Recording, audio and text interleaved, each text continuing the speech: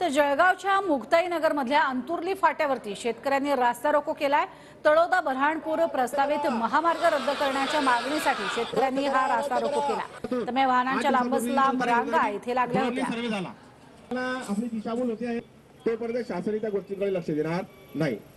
खानदेश मध्य प्रदेश सीमेवर शेतकऱ्यांचा गेल्या 1 तासांपासून या ठिकाणी रस्ता रोको सुरू आहे।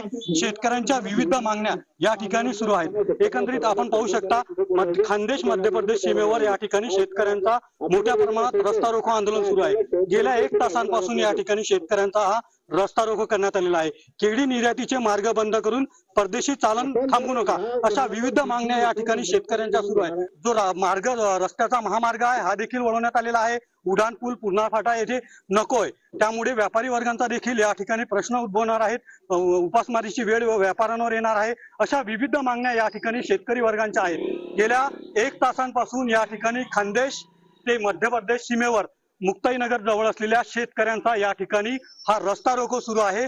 त्यामुळे एकंदरीत शेतकऱ्यांच्या या गंभीर प्रश्नाकडे प्रशासन कसं पाहतं हे देखील महत्त्वाचं असणार आहे। रवी गोरे, TV9 मराठी, जळगाव।